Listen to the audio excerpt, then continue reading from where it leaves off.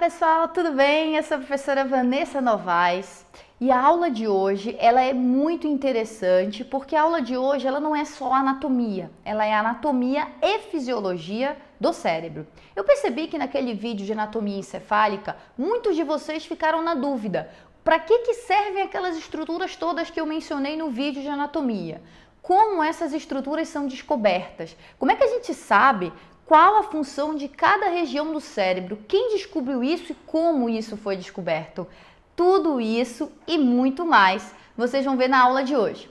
Mas como fisiologia é uma coisa muito extensa, como é que eu fiz? Eu vou dividir então a aula em 5 vídeos.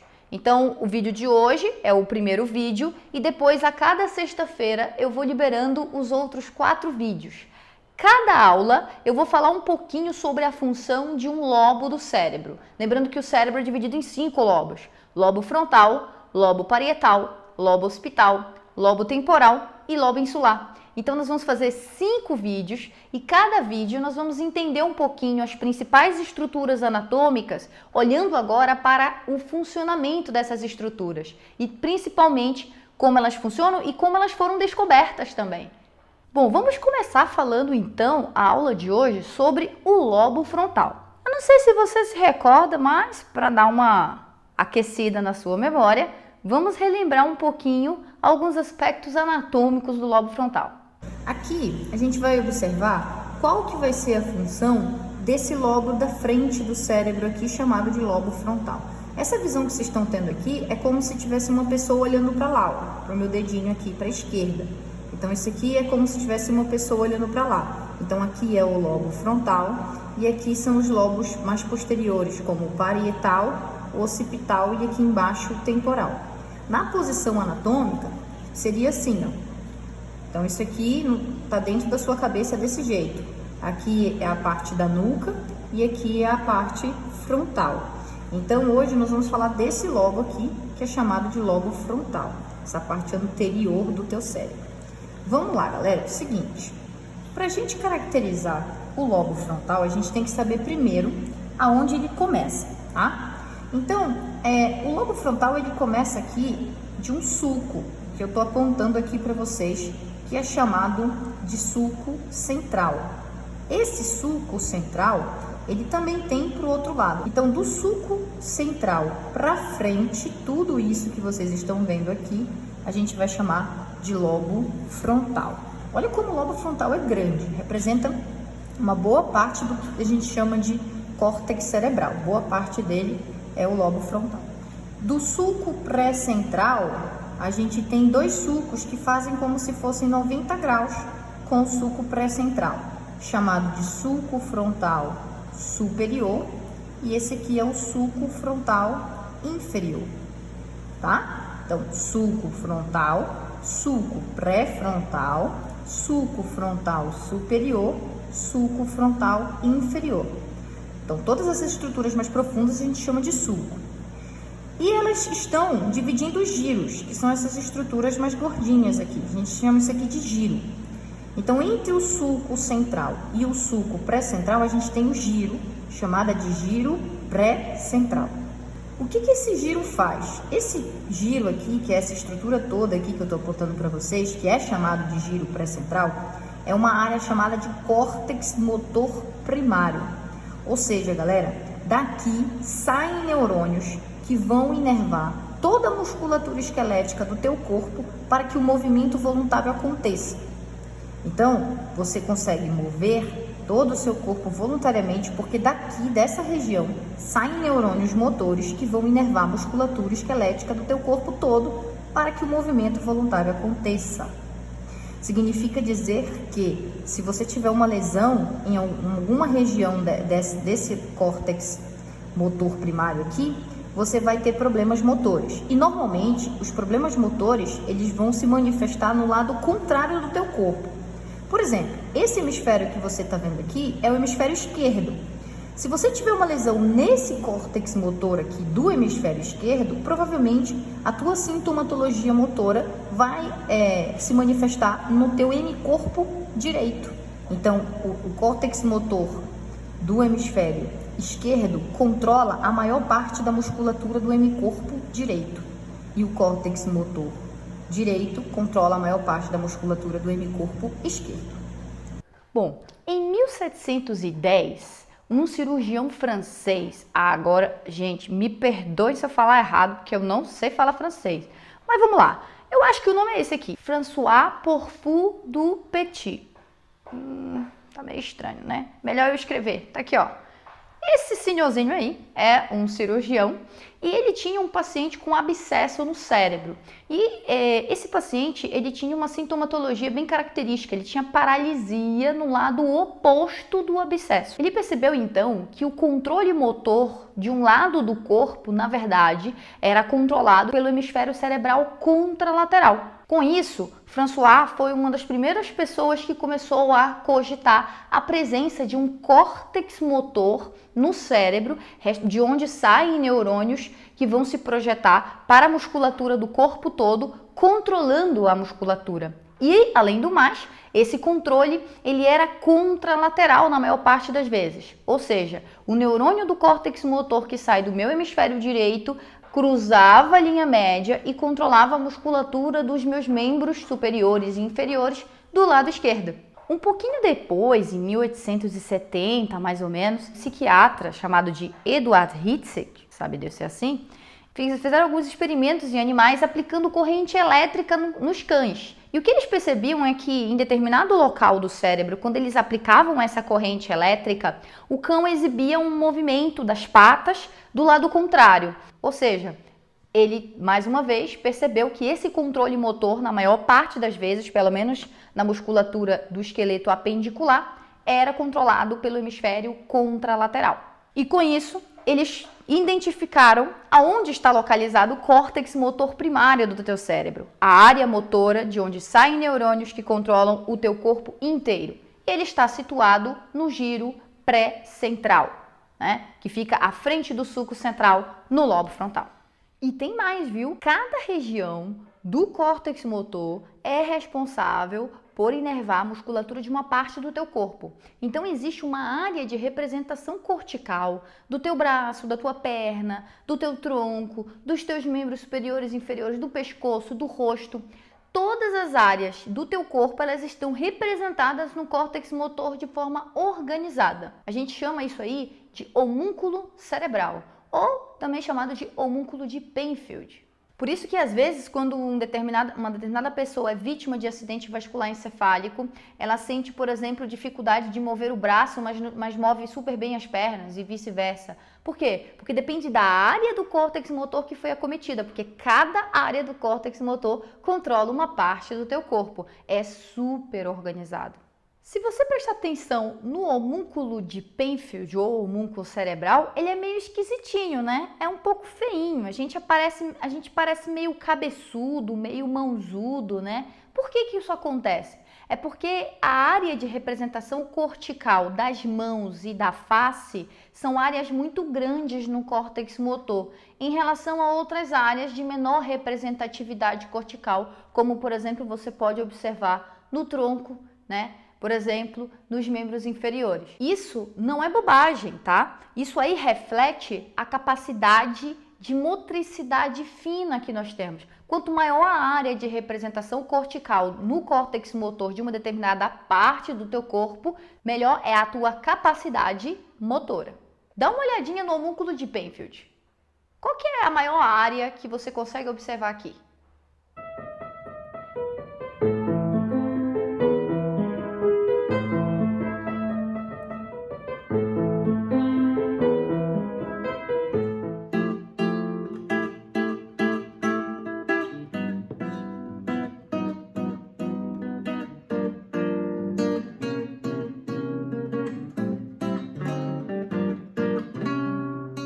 As mãos. É por isso que nós temos uma excelente motricidade nas mãos. Não é o único fator, mas é um deles. A partir daqui, a gente tem o sulco frontal superior e o sulco frontal médio, dividindo em giro frontal superior, giro frontal médio e giro frontal inferior. Giro frontal superior, médio e inferior. que é esse giro frontal superior, médio e inferior? Basicamente, essas três regiões são também regiões motoras, só que aqui a gente chama de região motora primária, porque daqui saem neurônios que vão controlar a musculatura diretamente. Essas outras áreas bem aqui, elas são áreas de planejamento, são áreas ditas secundárias, porque elas vão, na verdade, fazer todo um planejamento motor, vão entrar em contato com a área motora e daqui os neurônios saem para a musculatura esquelética. Então, essas áreas todas que vocês estão vendo aqui são áreas responsáveis pelo planejamento motor. Na face medial do giro frontal superior, a gente encontra uma área chamada de área motora suplementar. Atenção, o córtex motor é considerado uma área primária. Por quê? Porque dali vai sair neurônios que vai executar o movimento. Mas ele executa um movimento, mas antes desse movimento ser executado pelo córtex motor, ele é todo planejado, ele é arquitetado, ele é estruturado antes. E ele é estruturado nas áreas motoras associativas. E uma dessas áreas motoras associativas fica no giro frontal superior, que é a área motora suplementar. O que ela faz? Ela trabalha junto com núcleos que estão dentro do cérebro e com o cerebelo, chamado de núcleos da base e o cerebelo, né? Atuam em conjunto. E o que elas fazem? Elas fazem toda a programação motora para movimentos, principalmente aqueles movimentos, né, distais finos, como os movimentos das mãos. Então, ele é a área de planejamento, ele seria como se fosse um arquiteto do movimento que vai ser executado pelo córtex motor. Um pouquinho abaixo da área motora suplementar, ali ainda no giro frontal superior e pegando também um pouquinho do giro frontal médio, a gente vai encontrar uma outra área motora associativa chamada de área pré-motora. Ali na área pré-motora, nós também vamos ter toda a programação junto com a área motora suplementar desses movimentos. Só que a área pré-motora ela está mais envolvida com ajustes posturais antecipatórios para a manutenção da postura. Então ele controla muito a musculatura do tronco para equilíbrio. E ainda totalmente dentro do giro frontal médio, a gente vai encontrar o campo ocular, que é uma área motora suplementar, uma área motora associativa que está envolvida com os movimentos oculares, tá? E detalhe, essa área é, em parte, responsável pelo controle da acomodação do cristalino lá no olho.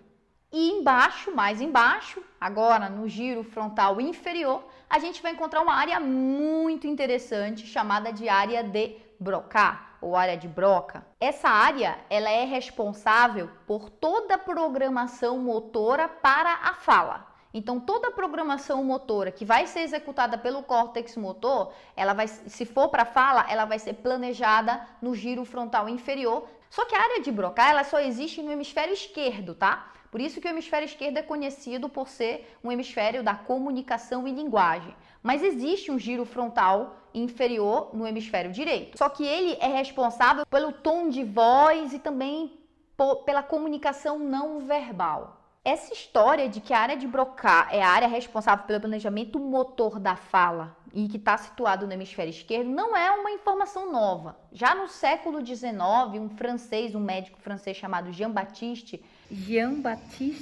Boulot já lançou um concurso que ele pagaria 500 francos para quem achasse um paciente que tivesse uma lesão no lobo frontal, no hemisfério esquerdo e não apresentasse problemas para se comunicar, para comunicação, na fala. Eu sei que você deve estar curioso para saber se alguém encontrou esse paciente e eu digo para você que encontraram sim, tá? Em 1865, um outro anatomista francês achou um paciente que tinha tido um câncer, que tinha cometido o lobo frontal do hemisfério esquerdo e que mantinha intacta a capacidade de se comunicar. E você já sabe por quê? Porque existem outras áreas do lobo frontal que não estão responsáveis pelo planejamento da fala, como, por exemplo, o giro frontal superior e o giro frontal médio, por exemplo. E ainda partes mais anteriores que eu ainda não falei, que é a área do córtex pré-frontal, que fica à frente de tudo isso que eu estou falando. Além disso, teve um outro caso em 1861 de um paciente de outro médico francês, Ernest Albertin, recebeu no seu hospital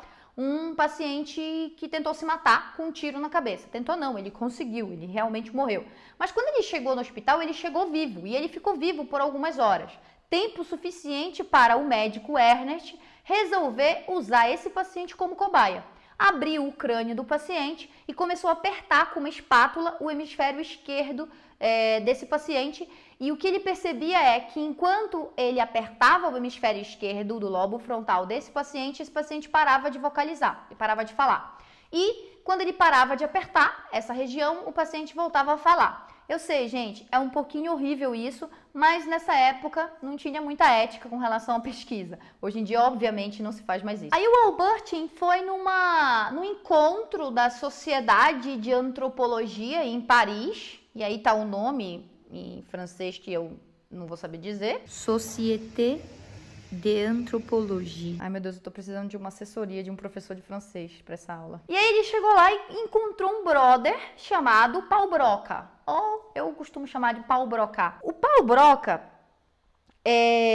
comprou a ideia do Ernest. E ele acreditou no Ernest quando ele disse que o hemisfério esquerdo era responsável pela fala, no lobo frontal do hemisfério esquerdo. E aí o Paul Broca conseguiu comprovar exatamente qual local no hemisfério esquerdo do lobo frontal está essa área de processamento para a linguagem, processamento motor da linguagem.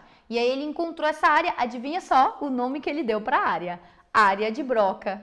Óbvio. E tudo que o Paul Broca descobriu sobre a área de Broca foi justamente fazendo experimento em pacientes moribundos. Bom, gente, como vocês podem supor, a gente ainda tem um pedacinho do lobo frontal para falar, que é essa região à frente do giro frontal superior, médio e inferior. Tem um restinho dele ainda lá na frente, né? A gente chama essa área de córtex pré-frontal. Só que como essa área ela é uma área muito importante, nós vamos fazer um outro vídeo, então esse vídeo ele vai ter parte 1 e parte 2, porque essa região mais anterior do lobo frontal, ela é uma área extremamente importante para o nosso comportamento e emoção e razão. É uma área de processamento cognitivo, memória de trabalho, tomada de decisão, é uma área muito importante e é a área mais nova do teu cérebro que a gente adquiriu ao longo da evolução. Você pode dizer que quem controla a sua personalidade, define a sua personalidade,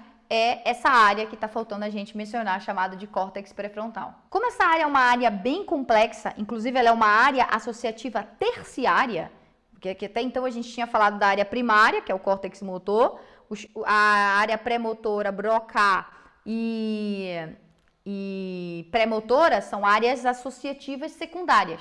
Essa área é uma área terciária. O que é isso? O que é uma área associativa terciária? É uma área que não processa uma única informação específica. Porque até então, o que a gente viu ali foram processamentos motores. Então, boa parte do lobo frontal é responsável pelo processamento motor. Quando a gente vai para áreas associativas terciárias, ela vai pegar informação tanto motora quanto sensorial de várias áreas do teu cérebro e vai processar. Então, é uma área que não tem um processamento específico de um estímulo, mas sim de vários estímulos. E é muito importante, muito complexa essa área. Até hoje a gente ainda tenta entender como é que funciona o córtex pré-frontal. E você vai ver o que a ciência diz a respeito dessa estrutura no próximo vídeo da semana que vem. Te aguardo, hein? Tchau, tchau. Um prazer estar com vocês.